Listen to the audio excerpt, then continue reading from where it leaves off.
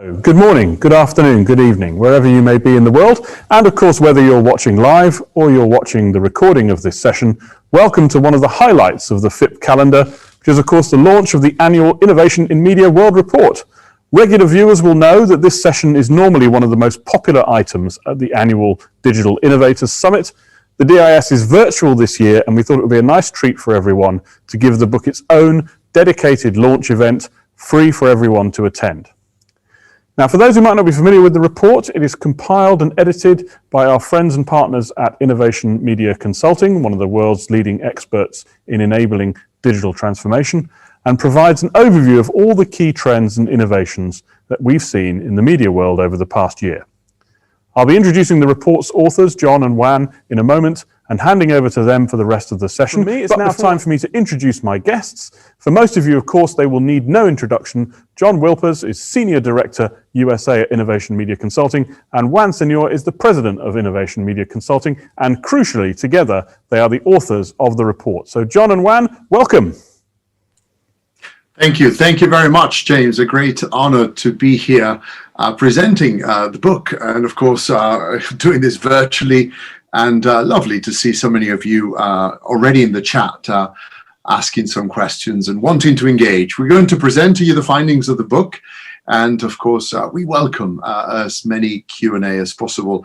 I am here in London, and John is in Boston doing a fireside chat with us. So John is going to take the brunt of the time we have to present the report. And he's obviously, like all the previous years, the main author and the main researcher of all the books that we've done in the past for FIPP.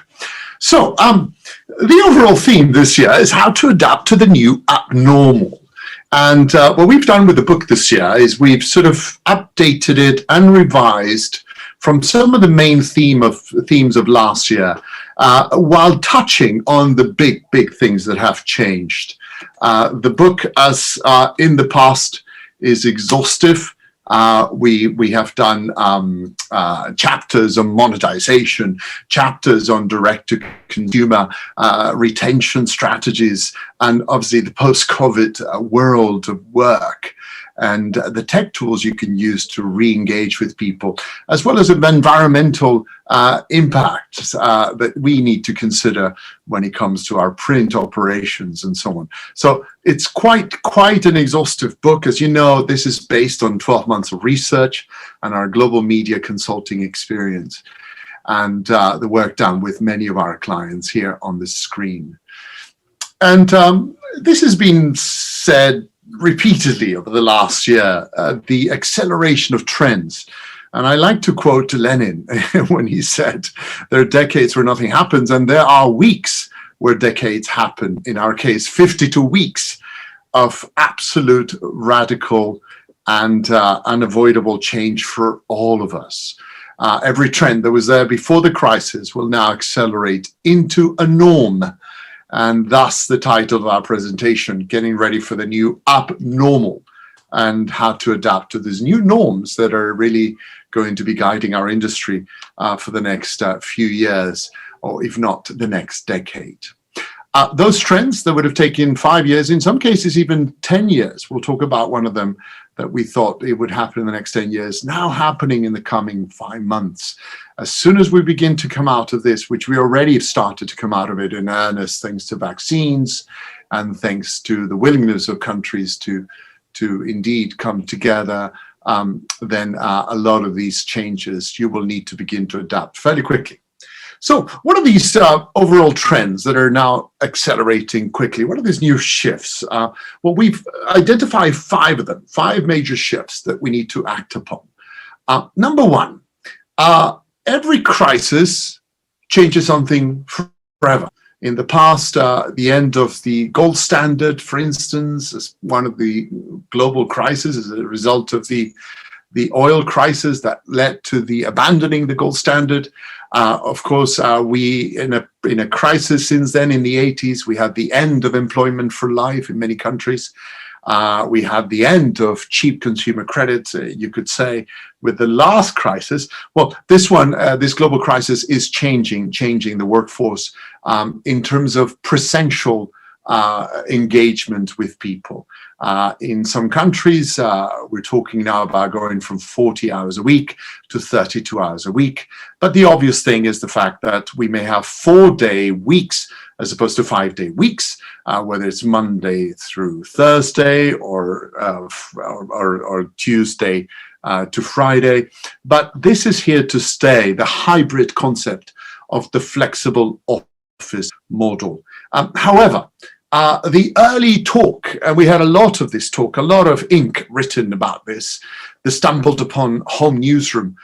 This is complete nonsense. We think, and we've observed, and we already verified by many publishers, this is not here to stay. We've had a lot of clients call us in desperation saying, well, should we shut down our editorial offices and save all that money? Should we, basically, is the future to just work from home? And the answer is no. No, in our content, in our case, our content cannot be created from home. You cannot do journalism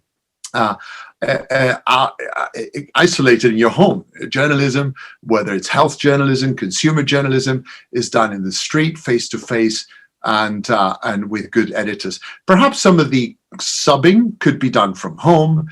Some of the post-production could be done from home. No problem. But overall, you really cannot have journalism done from a home office. So those of you thinking, oh, this is great, I'm going to save all this money by shifting everybody permanently at home, it won't happen. You will still need a home. Perhaps that office, perhaps that office will not be full as before. You may be able to reduce some of the space and do this rotation of a hybrid from home and from the office. But look, journalism is done in the field, sole of your shoes journalism, meeting sources, witnessing events, doorstepping politicians. And for those of you who do consumer journalism, doing fascinating feature stories with people and characters. And it's so much richer if you indeed do it out in the field and then engage with editors and colleagues to put together a good story digitally. To create competitive content that people are willing to pay for in the digital age is a very collaborative effort, and it cannot be done from separated screens from a divided office. So face-to-face journalism, not Facebook journalism, desktop journalism. This is really what's going to continue to create the journalism worth paying for. So this trend, obviously accept the fact that this has changed forever, at least the solid 40-hour a week, Monday through Friday. Flexibility is here to stay, but let's not just go all the way in. The Washington Post is reopening its newsroom July the 6th, rather, and there will be full on in September. I believe Condé Nast has announced something similar, or they may be announcing it soon. But many offices planning to return with the skeleton staff in the summer to then gear up for a full reopening in the fall. And also, we've seen a massive drop in productivity.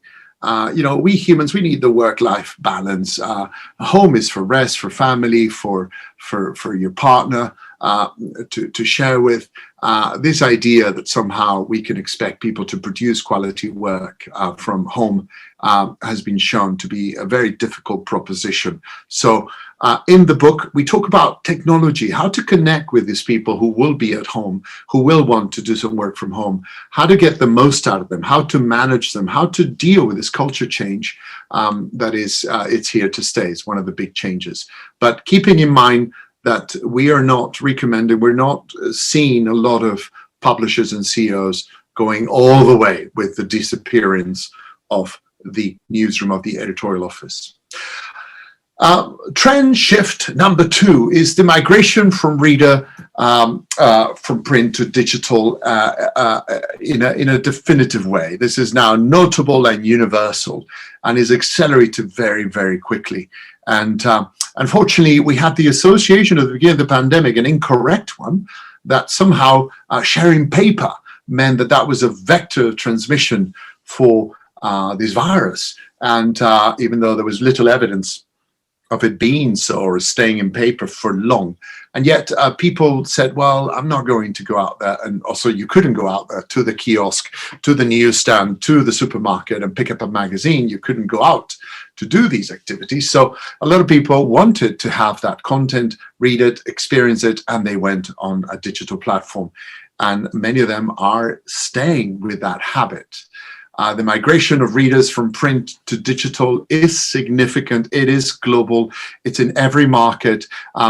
In the last year, in the last 2 years, we did have a massive, in developing nations, in some of the BRIC countries, in India, for instance, print was still a go-to platform, and that's changing significantly. Even in India, even in other markets, big countries, these migration of readers from print to digital has accelerated rapidly. So what does this mean? What does it mean for you? And a lot of people have been making perhaps the big mistake of, because also ad revenue is migrating to reader revenue, people are making the mistake of shutting down the print operation. Again, John and I fielded some engagements with some clients that said, let's go, that's it. Nobody wants our paper product. Let's shut it down because we save so much money. And we see that this is not quite the time or the way to do it. You cannot cut your way to growth. This is perhaps a defensive, a temporary thing to do. But we have a lot of people trying to convince themselves that they're digital first by cutting down their print operation and announcing to the market, we now only exist in digital because we've done such a wonderful transition to digital. Well, not so. And we have entertained and discussed with some clients, perhaps changing the frequency. If you're a weekly, perhaps changing to bi-weekly. If you were monthly to quarterly and so on. Some of those plays could be considered, but to completely shut down the print operation just to tell the market we're digital first doesn't make any sense.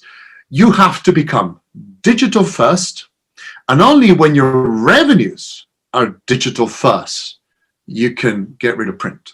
If not, it doesn't make any sense to shut down print altogether.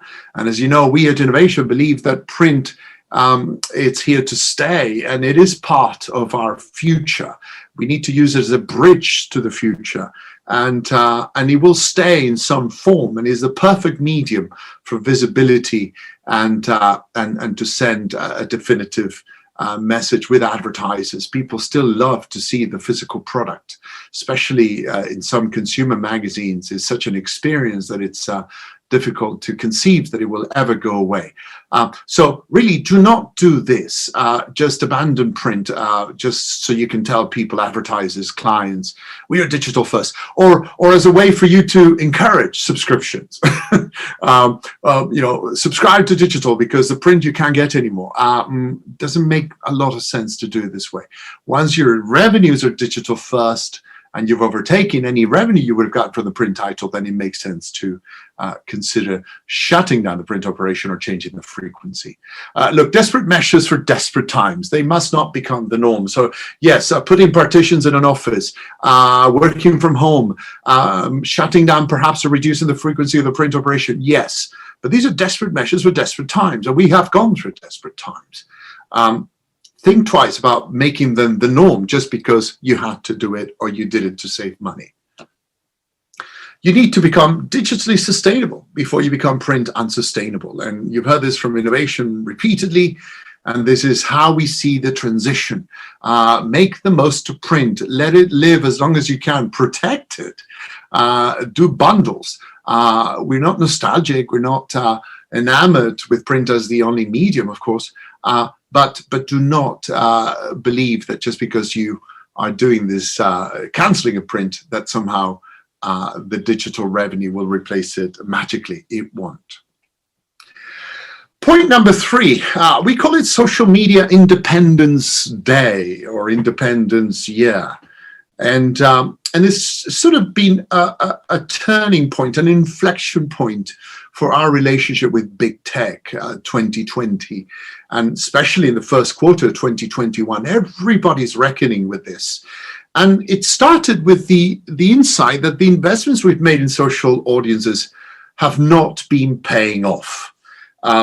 Social media distancing, in a way, it's key to regain a direct relationship with our audiences.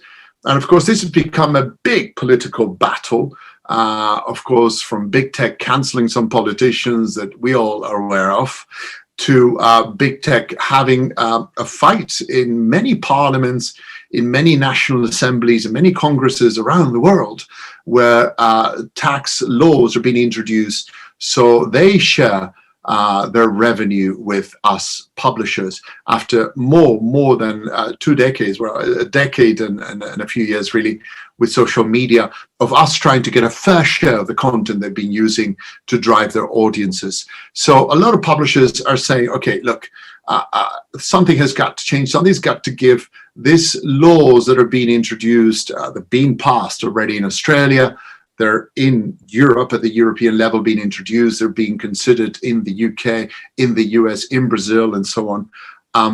They're moving, they're accelerating quickly. And what happened and why we talk about Social Media Independence Day is because in the past, people would tell you, well, I get my news from Facebook. They would tell you, I get my content from Facebook, you know. I just go to Facebook and I get it and that's it. And during the pandemic, something happened. People started seeing all kinds of dubious information on Facebook, and information that was being questioned about our health, about what was really going on during this very, very fragile and scary time we've been through.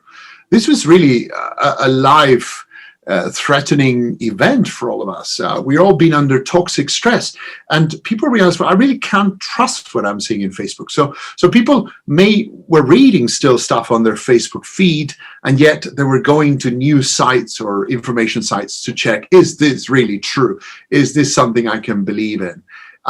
So people have changed their habit. And now, rather than just getting their news from Facebook, rather than depending on Facebook, and of course, Twitter or Google or whatever other feeds you've got, people are now going to our sites directly. And this is a very important habit change that we must protect and encourage. And we must understand that if we have seen that increase in direct traffic every morning from people to our sites, this is something that is very good for us. And it's something we need to capitalize on. So in news, we must trust, and in information, we must trust, because a lot of consumer magazines have done phenomenal journalism, health journalism, consumer journalism, reporting on what is true and what is not. And in a perverse way, fake news is saving our profession, is saving journalism, because people have rediscovered the value of what we do.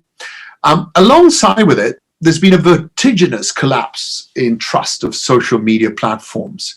And that's from consumers, because they've seen a lot of famosi, they've seen a lot of influencers essentially sharing utter nonsense, a lot of snake oils. And people are angry. They're angry that somehow this is going unchecked and so on. So fake news has been a constant story. It's perverse, from celebrities to influencers. And curiously enough, we've seen a lot of advertising shifting that money that was going to influencers and saying we want to return that ad budget to quality magazines, quality news brands, quality sites, because we do not want to be associated with this this quackery that is out there and that is not good for our brands. It's also the end of free news for Facebook and Google. They will now share their revenue. And this is very important. And John, an innovation with FIPP, we're going to be looking in depth into this. We're going to put together a special report on this, a white paper, just to give you as much insight as possible. I'm sure FIPP is taking a leadership role here in trying to give all of us guidance as to what makes sense, what doesn't make sense. And Facebook, obviously, it was a disaster what happened in Australia. Of course, you know, they just pulled out all the news, and in a way in a bullying way, some would say, to make their case that they will not be subjected to forced payment. And yet this is happening. It's coming. The digital tax is here to stay. Is going to be a law, the law in most of Western Europe and the States, if not by the third quarter, certainly before that. In the meantime, Facebook and Google are on an offensive to get publishers to join their platforms, where they will pay a licensing fee, a syndication fee. Google is called News Showcase. Facebook is called Facebook Tab or Facebook News. We're seeing an announcement today, just a few hours ago, that the Murdoch Empire is going to join the Facebook News platform, at least in Australia. So they seem to be satisfied with him and that they will receive. Many are joining the Google News Showcase and so on. But this needs to be done with a lot of strategy, and it's better done if we all come together and negotiate together. We have more leverage with the platforms. And coincidentally, we've seen some people make a calculation in terms of how much Facebook and Google should pay us publishers, and it's been identified as 8.8% of their revenues, not profit, but revenues should be going to publishers. That's how much we are losing. We've been losing as a result of them using our content for free. So that's an interesting number to have in mind. I could refer you to that research if you're interested. It's a very thorough piece of research from some colleagues of ours that have tried to come up with a specific number, how much they actually should be paying us. So important things. Should you stay? Should you go? Could you really do a social media independence play? Does it make sense? Even if you join Google News Showcase or Facebook News and Tab, they've been known to change their terms in the past. Can you trust them? Or should you wait for legislation to come along? Again, not in the book, but a shift for you to be aware of, because you will have to deal with this in the coming months, no doubt. And look, overall, this came to a head, and innovation has been saying this for a long time. This has been a very dysfunctional relationship. It's finally been mended. They're being forced to arbitration. That's essentially what's happening. The governments are not going to tell them how much you must pay. They're being forced to sit down with us and negotiate. So you better be well armed, because negotiations are about to begin. Another trend we've seen as part of this is that populist war on news media, it's going to continue and get even worse. Just the end of the Trump era is not the end of the attack on our profession, whether you're a consumer journalist, political journalist, fashion journalist. We've taken a hit as a result of this new form of politics, which is to attack news media altogether. Point number 4 is the Netflix moment. This is really as a result of what's happened this year. There's a global recognition that quality information is worth paying for. We've seen a massive rise in digital subscriptions, a record overall globally. So people are being willing to pay for content. A lot of it, yes, is hard news sites, legacy news sites, many of them. But a lot of consumer magazines have seen an uptick in subscriptions as a result of this moment, this global recognition that what we're doing has value. It must be paid for. And this is a very, very important moment. So you have to seize this moment or lose it forever. This is the time. This is the time to launch a paywall, and at least to launch a data wall. We have now all these people coming to our sites directly, not depending entirely from Facebook. This is the time for us to indeed launch that data wall and that paywall. Journalism matters. We've seen this, or just the sharing of quality information matters. To make life or death decisions, to hold populist leaders to account, and to search for answers. And whether it's answers in terms of, should I take a vaccine or not? Should I trust this politician or not? Should I travel or not? Should I wash my hands this way or that way? Wear a mask, yes or no? So this has been up to us to really give people a reassurance that this has gone through a journalistic process of verifying the information, and you should act according to that information. And then the whole discussion that we've had for many years, ads versus subs. Look, this is a false dichotomy. A lot of people say, no, I'm just going to carry on with my model of being an ad-dependent business versus subscriptions. If I do subscriptions, I can have ad revenue in a significant way. This is a false dichotomy. You can have both. You can have both, provided you have a good reader revenue base. That's the starting point. If you don't have that, you may have to choose one or the other for a while, but you can have both.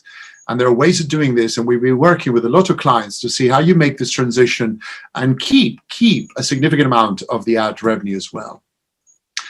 And look, those digital pure players, they're in complete collapse and consolidation, from BuzzFeed buying Huffington Post to Vice laying people off, Mashable and so on, audiences through the floor. Those ad-dependent digital media houses, they're closing their doors. They're in difficulty. So the ad-dependent digital model, we now with almost certainty it's not sustainable unless you're the number one in your market for, say, entertainment news, or unless you're the Daily Mail, one of the or Z or TMZ, unless you're one of those top brands globally in the market, you could sustain an ad-dependent model for years to come. If you're not number one in your market when it comes to entertainment news that brings a lot of traffic and therefore enough revenue to sustain that model, you have very little future with that model. So time to reconsider this, and in the context of the fact that people are willing to pay for content. In a pandemic, we've seen essential services are not free. Medicines, water, electricity, the internet, we've all paid for this during a pandemic. Information is an essential service that should also not be free. I think people have understood that, and this is a very important moment for us because we can capitalize on it by beginning to launch our paywalls. A very interesting thing as well is that our role as fact checkers, this is the new added value to our journalism. You know, we did feature journalism, we did consumer journalism, fashion journalism, political journalism, gossip journalism, reportorial journalism. Fact-checking journalism is a new genre, and people will pay for that. They will pay for someone to actually look at what's been said, look what's out there, and just really present to us, well, as far as we can tell, this is fake. As far as we can tell, you cannot trust this. This is a very, very interesting new role for us, and something that adds tremendous value to our payment proposition. So this is the investment the moment to invest in this, to invest in fact checking, to invest in this kind of journalism, and to sell it confidently.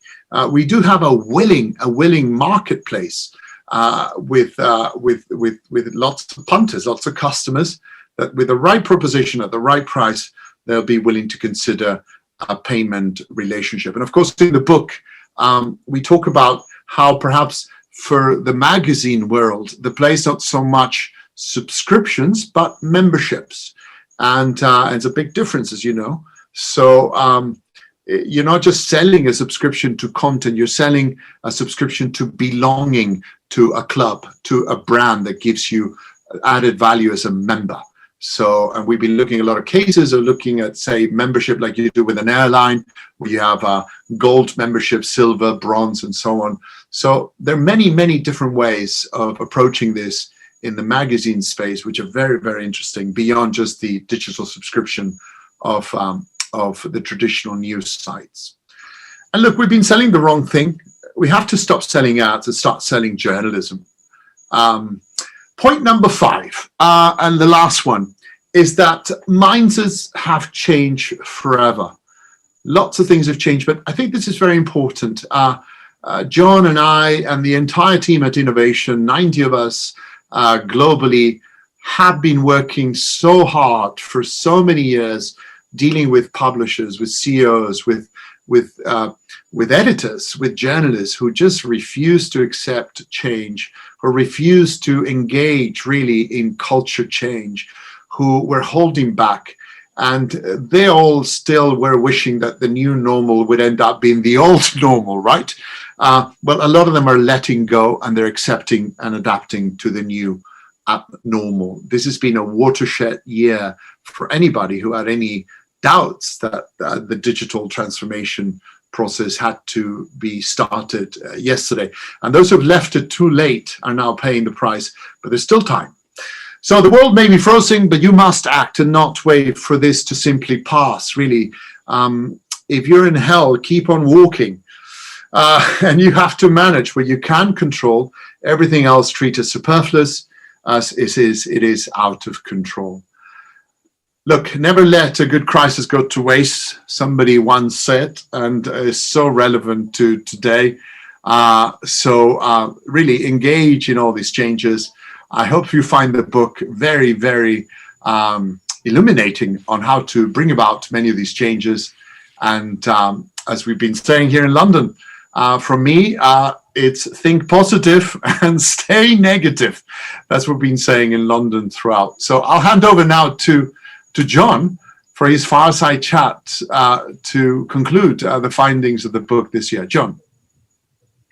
Thank you, Juan. All right. Welcome. So we're going to talk about the best innovations from one tough year. What's in our book? Post-COVID world of work, how to recruit and retain the best talent, direct-to-consumer revenue streams, sustainability, podcasting, content creativity, monetization, and offbeat. There's going to be a lot of information in a hurry, but don't worry, the deck will be made available afterwards. So first, post-COVID world of work. This is a reset moment. Organizations are unfrozen, people are expecting change, you have cover. There will never be a better time for you to tackle deep changes that need to happen. And I think shame on us if we don't seize this opportunity. It's a once in who knows how long. It all starts with leadership. Unfortunately, 78% of HR department heads identified the leader's mindsets as a greater challenge than the skill sets in driving the success of a hybrid workforce model. What are the skill sets required? You got to be able to build trust. You got to be able to empower employees. You have to be able to enable collaboration and establish productive team climates. That 9 to 5, Monday through Friday thing is dead and gone, as Juan said. Hybrid is definitely the future. We're simply not going to go back to 5 days a week in the office. And as Juan said, all remote all the time is just not healthy, especially in media, where the creative process, we believe strongly, needs to happen in person. So how do we do it? Well, we put 55 tech tools in the book. I'm sure you're very well aware of most of them, but there are a lot of them that are very cool in there you might want to investigate. But after, it really isn't about the tech.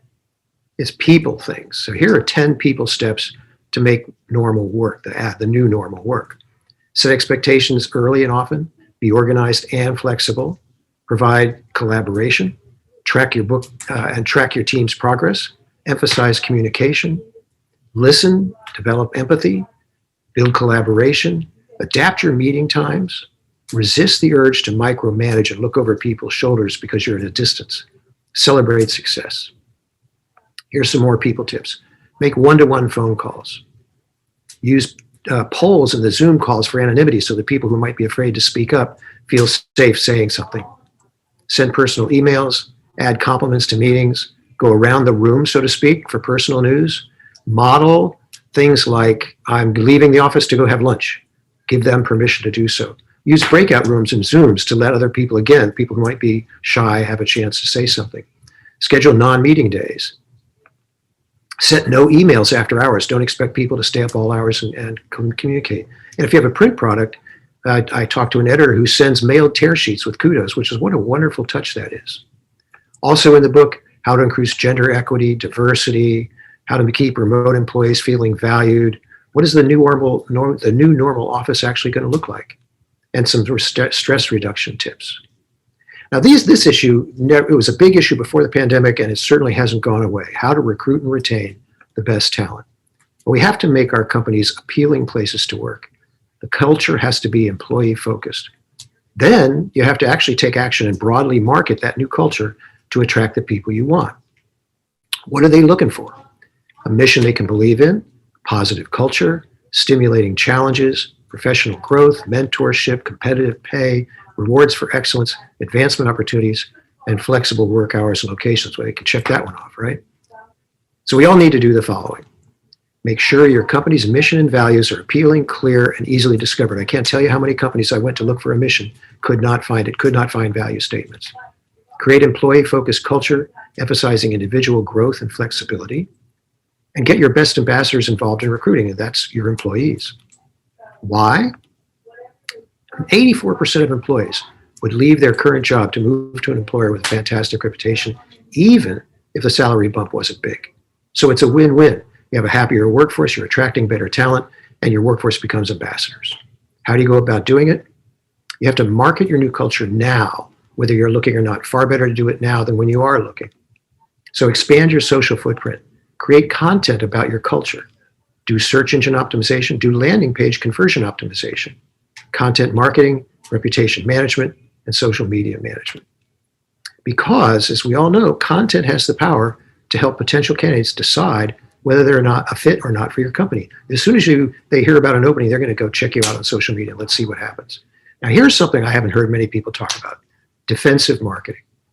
There are at least 5 companies out on the internet that allow your current and former employees to condemn or commend you in public. You can rank the company, you can rank the CEO, you can rank the job interview, and worst or best of all, you can recommend a company to a friend or not. We looked at 11 major media companies. 80% of those media companies did not hit or beat the average company rating of only 3.3, and only 30% would recommend their own company to a friend. So take a look at this. You can see the average score for overall rating 3.3, only 2 of our 11 hit that. The average rating for a CEO, 69%, only half beat that. But let's look at the most important one, which would you recommend your company to a friend? Look at this. Condé Nast only hit 36%. Meredith did better, but 48% is nothing to brag about. Berta, 36%. Bonnier, 34%. Montadori, 37%. And poor TVA down at 20%. Who would go work there, right? And yet this stuff is sitting out there ruining whatever work you're doing to market your company. So how do you watch your back? You follow your profiles, you sign up to receive alerts, you develop a plan for responding, you encourage more reviews by addressing and responding to the ones you see. You do not ask your employees for reviews or pay them or buy fake reviews, but you do let staff know that reviews are important. And the other half of this coin, the human capital coin, is retention. What's the cost of not retaining? Well, the cost of recruiting, hiring, onboarding, and training can run from 90 to 200% of the annual salary you're replacing. Then there's lost productivity, decreased morale, disrupted culture, lost institutional knowledge, a lost smoothly working relationship, the teams are interrupted, and the existing staff is going to look elsewhere because you're not promoting from within. In addition to the time and effort of hiring, outside hires take 3 years to perform as well as the internal hires in the same job, while internal hires take 7 years to earn as much as outside hires. So here are 13 key retention strategies. Start with a smart onboarding process. I can't tell you how many companies just walk the person into the editorial department and say, here's your desk. Create a mentor program. Provide a thoughtful professional feedback on a regular basis. Focus on the 5% who create 95% of the value. Create an employee value proposition. Shut up and listen regularly, and then act on the results of that. And remember, it's not about all the perks, just the right ones. Help your people grow. Train them regularly. Promote from within. Be family friendly. Take a regular look at the pay rates versus other media companies in your market. Encourage work-life balance, and start new projects by stopping some existing projects. In the book, we talk about how to set up the mentorship program, how to create an employee referral program, 5 sites where you're getting rated, what is human analytics and how do you choose a system. It's fascinating stuff. I encourage you to read that. How to hire women, and 5 questions to ask at a stay interview. Now, this year, we did something brand new. We looked at direct-to-consumer. We took a look at 6 business models. The first, digital subscriptions. You know, advertisers have never really loved us, right? They always demanded lower rates, special treatment, upfront placement, expensive make goods, more traffic, proof of sales, free editorial copy, pics of their ribbon cuttings, stories about their new hires, prominent play of their charity check presentations, et cetera, ad nauseum. And then they go and toss us off for the cool kids on the block. Who does love us? Readers. Okay, they've had dalliances, the siren song of free information on the web, right? But when those sources turned out to be untrustworthy, false, and as Juan was saying, in some cases dangerous, they've started to come back. Our brands and the print distribution no longer enough. We have to rebuild personal relationships with readers.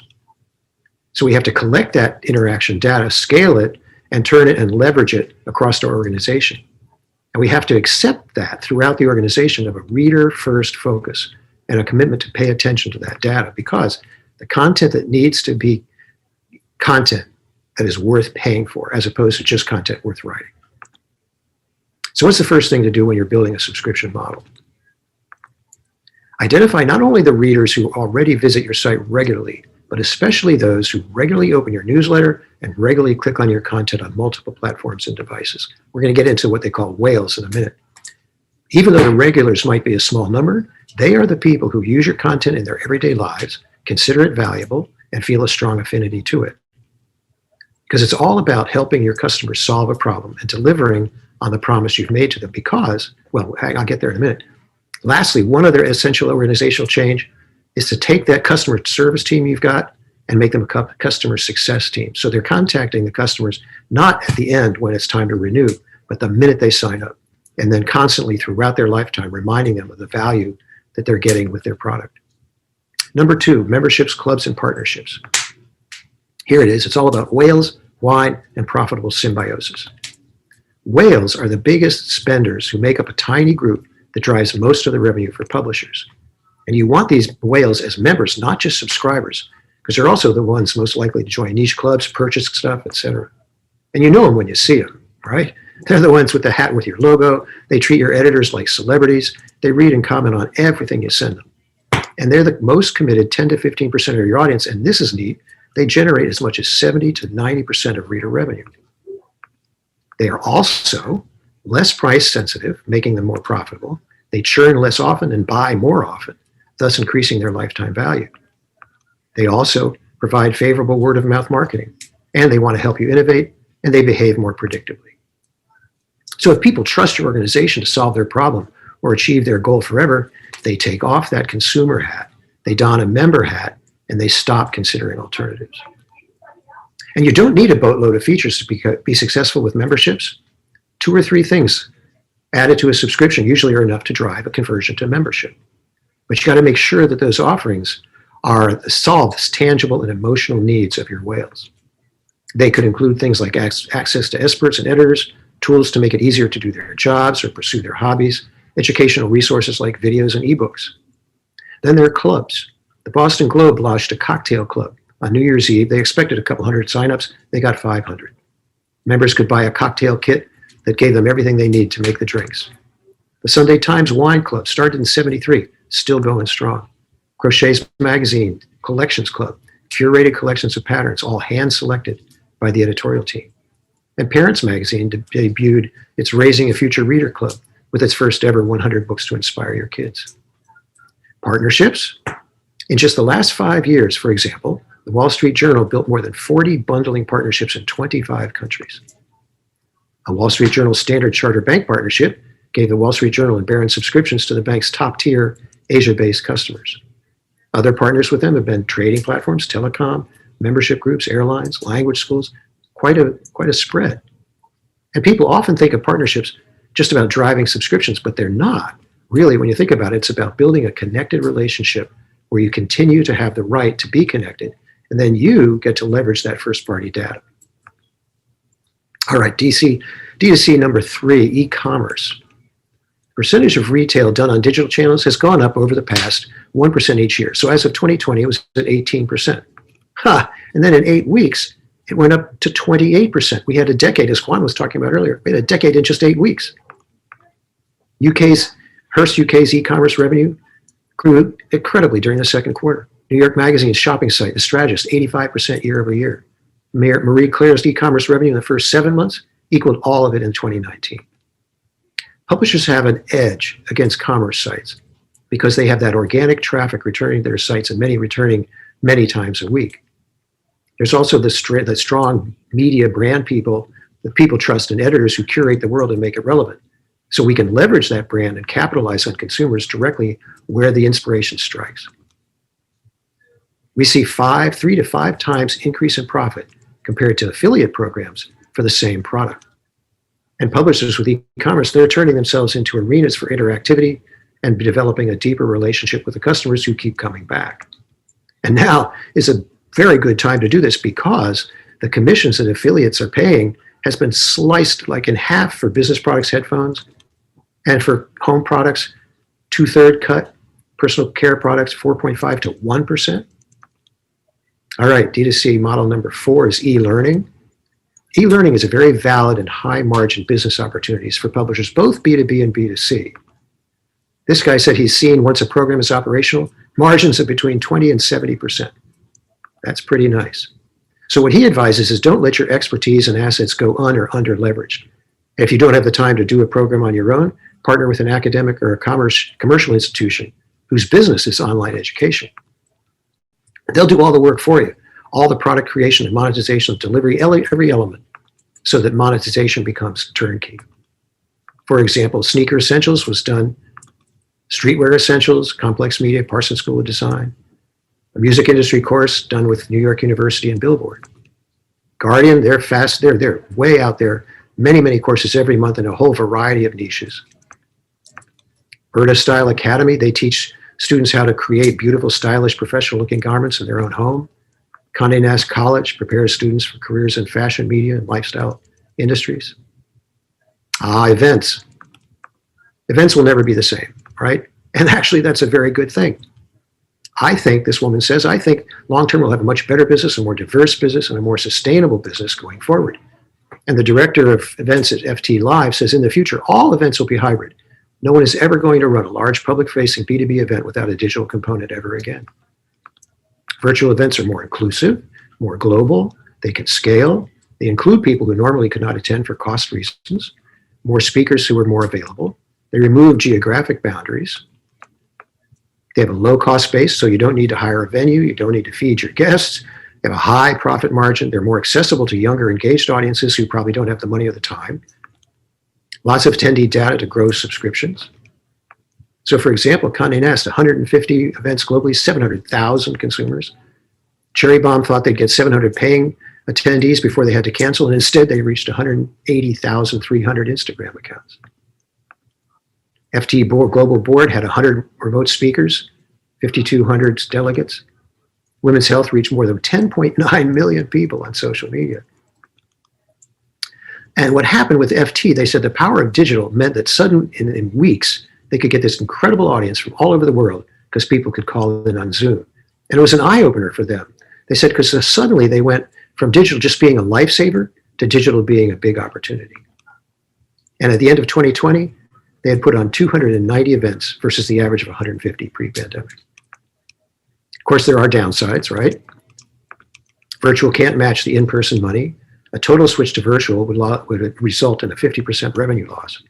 And it's a different business model altogether. Profit margins could be higher, but revenues lower. Lower ticket prices, lack of in-person networking, the number of and revenue from sponsors and exhibitors did not follow the growth in attendees. But there are solutions. This guy in Hong Kong, he says, we have a WeChat channel during the event, and they can communicate in public or create private chat rooms, which have worked very well, so a lot of interactivity. On ticket prices, they weren't doing well with that or book sales or sub-sales, so they partnered with a book publisher and raised the ticket prices with the book included to get a higher result. And the lack of sponsorships and exhibitors, the FT guy says the best salespeople will evolve the conversation with clients from this is a second best alternative to make do in these uncertain times. 2, you want this digital solution a lot more than you thought. Number 6 is recurring revenue. Recurring revenue leads to stronger margins in the long term, certainty of future income, and is tied to the clock. And now we've been enjoying recurring revenue for centuries with subscriptions, right? But we have been leaving a lot of money on the table. Why? Because we haven't milked the recurring revenue cow the way some consumer producers have done so to stunning effect lately. What is the key? It's to go beyond your primary product. So who's doing this? Makers of athletic equipment, cars, clothing, software, shopping sites, professional development, health and wellness products. And a great example is Peloton. Peloton, for example, sells a lot of exercise equipment. From 2017 to 2020, their revenue grew from 218 million to more than 1.8 billion, 726% increase. But that only represents 75% of their revenue. Guess what makes up the rest? Apparel and subscriptions. Peloton sells subscriptions for streamed workout content to a mobile device, $13 a month, or directly to the Peloton, $39 a month. On both products, the profit margin is 43%. They have over 3 million subscribers, including 1 million at the higher price, and that's a 113% increase from 2019 to 20, and they expect that to double in 2021. Just do the math. 1 million times 39 a month? Pretty good. So we believe publishers should look at the content and products they have and could create to build recurring revenue models. Going green. We looked at 30 of the largest media companies in the world, and then I did a Google search for other media companies' sustainability activities, and what I found was virtually nothing. Many media companies have no sustainability policies or goals at all, and of those that do, the statements and goals have never issued progress reports, or those reports have not been updated in years. To be fair, some media companies do have created environmental sustainability mission statements, internal teams, measurable goals, and published the result. And if you do this, there's a triple benefit. You can improve customer relations because customers like to support sustainable companies. Bottom line savings, you save the planet. How do you begin? Many media companies, of course, have no idea what their carbon footprint is, but then there's really only one way to find out. You got to start with reliable data, hire a third-party sustainability consulting firm, analyzes your entire process, and they help you find ways to responsibly manage or reduce the waste and energy usage in ways you could not have possibly thought. And then you have to regularly publish progress reports, including successes, shortcomings, in the interest of honesty and transparency. So in the book, we talk about short and long-term strategies. We talk about some big and small initiatives. We talk about corporate level of sustainability activity. And we talk about how to say goodbye to plastic wraps. Podcasting. Initially, the pandemic panicked podcasters. In the first month, US podcast listens dropped by 27%. But everywhere else, and ultimately in the US, podcasting actually exploded.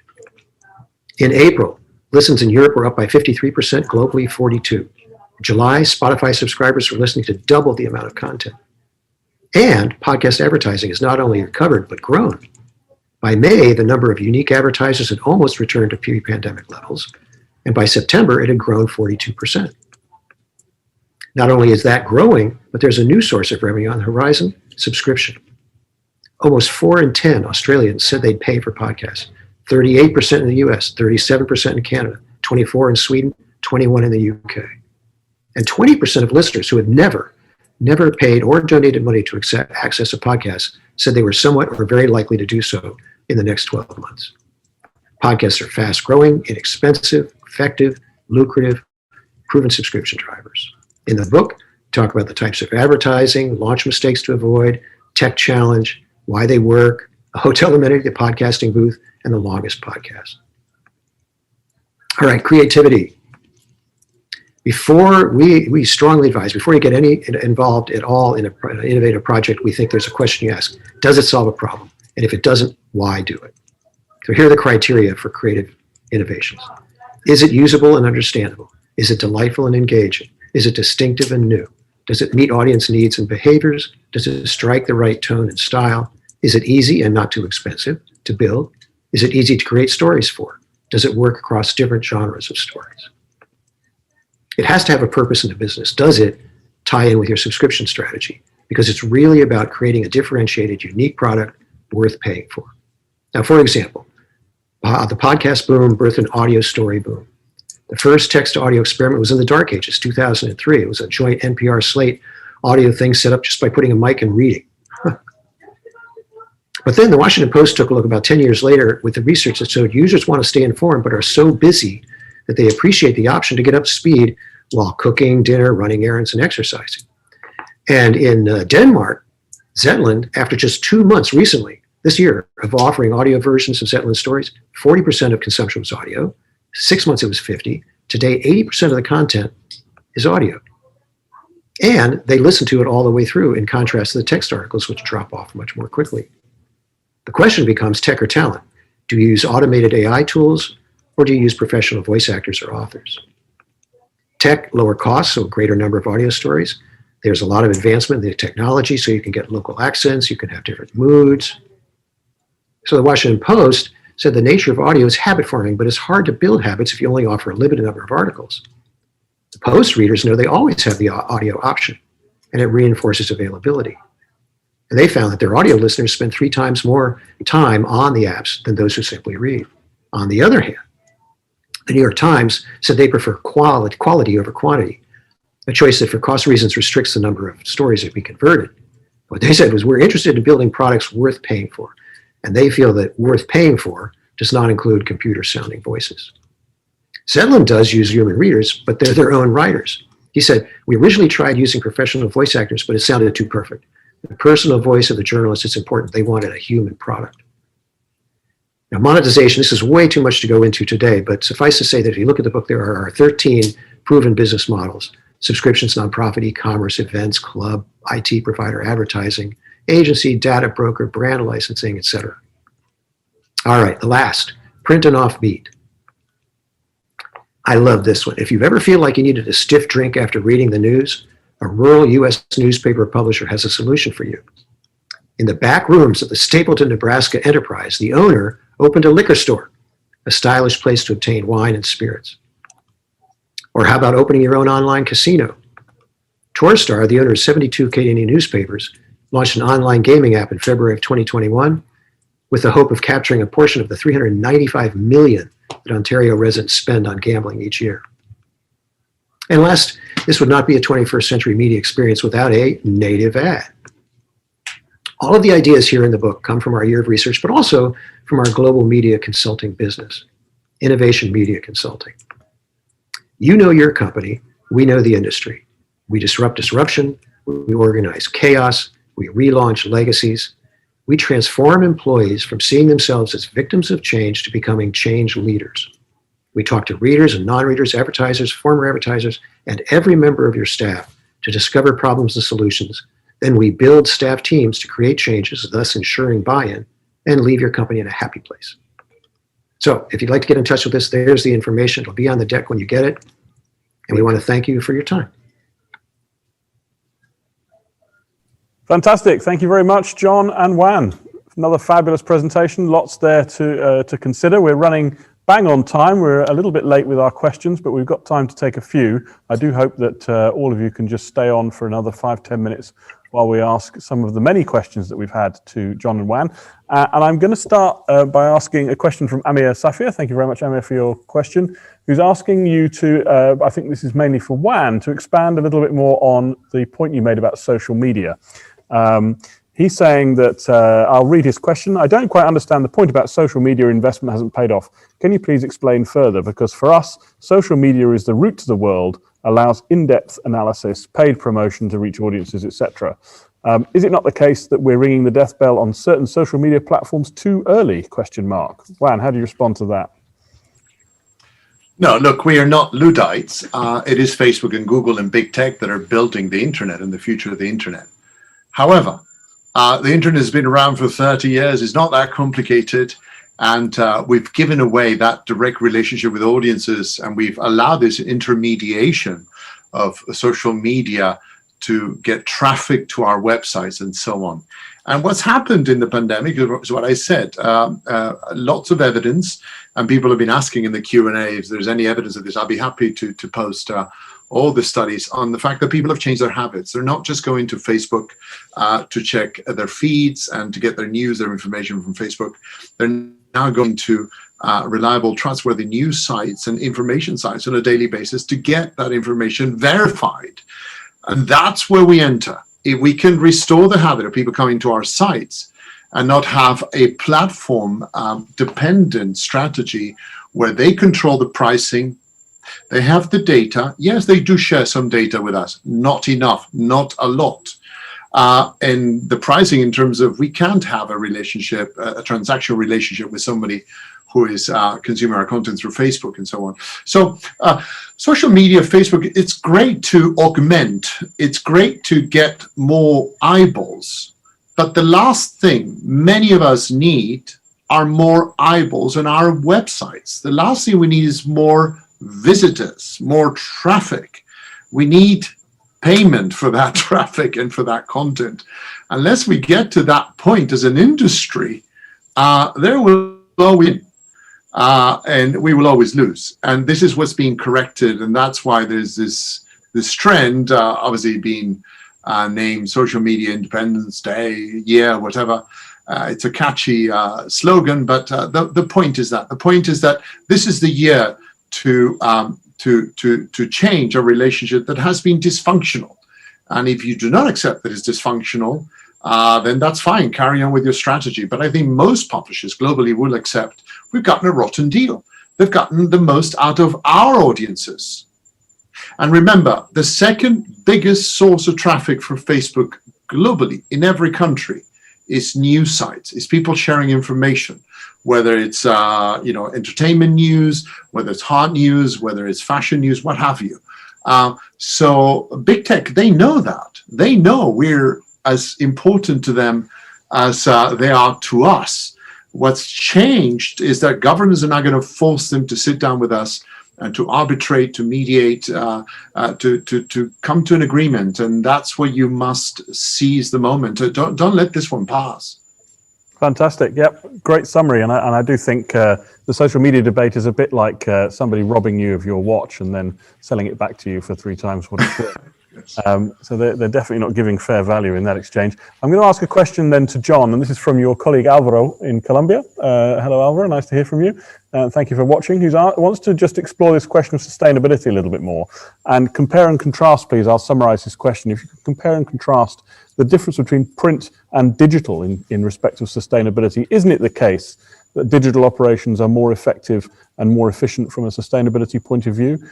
Does it make sense in terms of corporate social responsibility to have print operations at all? And actually, to be fair, one of our other viewers, Sergey, has posted a link to a paper that UPM have done on sustainability, which has more information. But John, how do you assess that? What's the true picture here of the contrast between print and digital sustainability?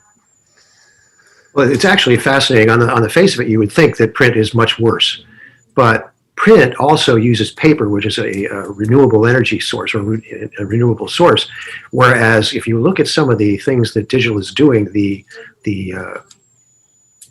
impact of the digital is much, much worse, and it's not it's not a renewable energy source. So in many ways, there are things that we're doing with digital that are maybe not as bad, but pretty bad. And so people are re-examining the kinds of things they put out there in terms of digital offerings. So yeah, it's not an easy decision. And I think, as Juan was saying earlier, we think paper is going to be around for a very, very long time. Yeah, and it can be done in a sustainable way. Absolutely. And I think the crucial point here is that companies need to understand the end-to-end impact of their operations. I mean, a stat that we use quite often is that Bitcoin, that fabled digital solution to all the world's currency problems, uses as much energy as Chile, as the country of Chile. So, it's not a sustainable free element. If you're interested on issues around sustainability in print, by the way, audience members, you can go and look at our website and find the reports that we did with the UPM on sustainability. And you can also go to the Two Sides campaign, which is an industry-funded campaign on print sustainability, and has got some really good information there on the point that John was making of exactly how sustainable print is. I want to go back just for a moment to this question of social media and Social Independence Day, and another question here from Alvaro, which I think is important and relates to something that we've dealt with in recent webinars around the difference between the generations. Juan, isn't Social Independence Day in that concept, isn't that really a concept for us older folk? Isn't it the case that younger generations don't really think about stuff like that, and they've just become so used to using social media that being without it is unimaginable? Yeah, of course. Yeah, there's absolutely a digital divide that always, and it exists for absolutely everything out there.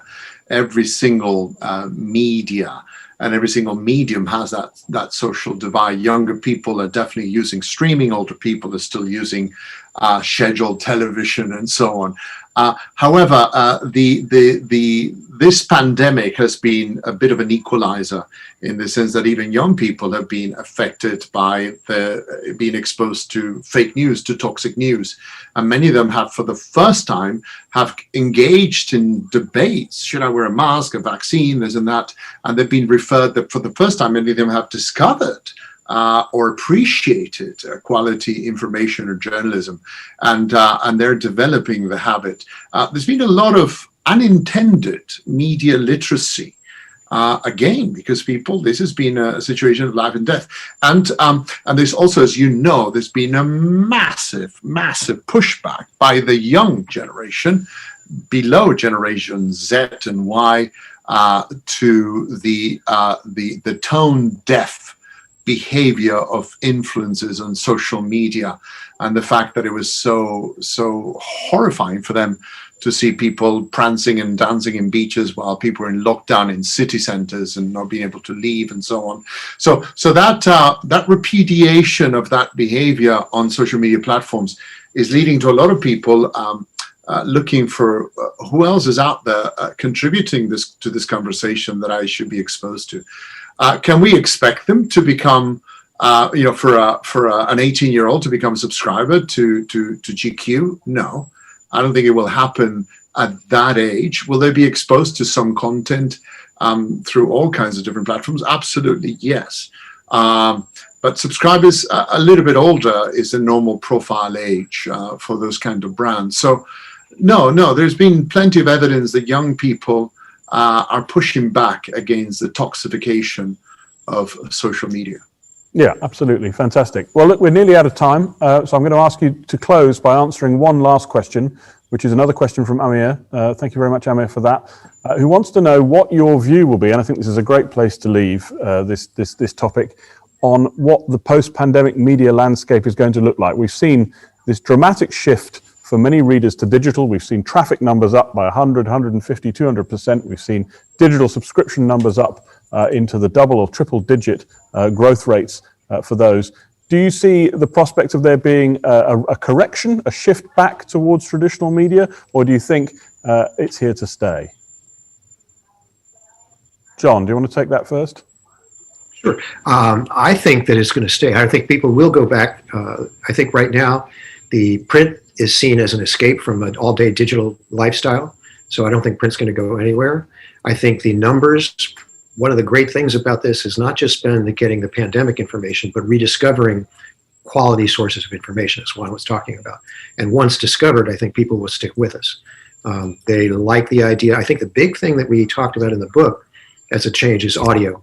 I think audio is so convenient and so ubiquitous. It's in the car, it's at home on your smart speaker. I think we're going to see more and more companies that have 100% of their content available in audio. And Juan? Yeah, I would like to close by talking about the power that media brands, particularly magazines and legacy titles, the power that they have to convene. And remember the Roaring 20s. Yeah, we entered the 20s thinking, oh, it's going to be the Roaring 20s, and we had a hell of a year. But the reason the Roaring 20s happened 100 years ago is because there was massive pushback to the mystery of that Spanish influenza globally. So I think there's a great opportunity for us to convene, to bring people together, and to profit from that with big events, perhaps later on this year, certainly in 2022. People's desire to travel, to meet, to face each other after such deprivation for so long from social contact, it's something we should capitalize on. So time to launch a big event in 2022, no doubt. You will have massive profit margins. As John said, you can still make good money from those digital meetups, but there's tremendous Zoom burnout and so on. So I think capitalizing on that is something important that we haven't touched on in the book yet, but no doubt we'll be touching on in the near future. Fantastic. Fabulous. Thank you. Entertaining and engaging as ever. John and Juan, thank you so much for joining me today and for taking us through the highlights from the Innovation book. For the meantime, though, it only remains for me to say thank you very much to all of you for watching. Thank you again to John and to Juan for presenting today, and we will see you all next week. Goodbye.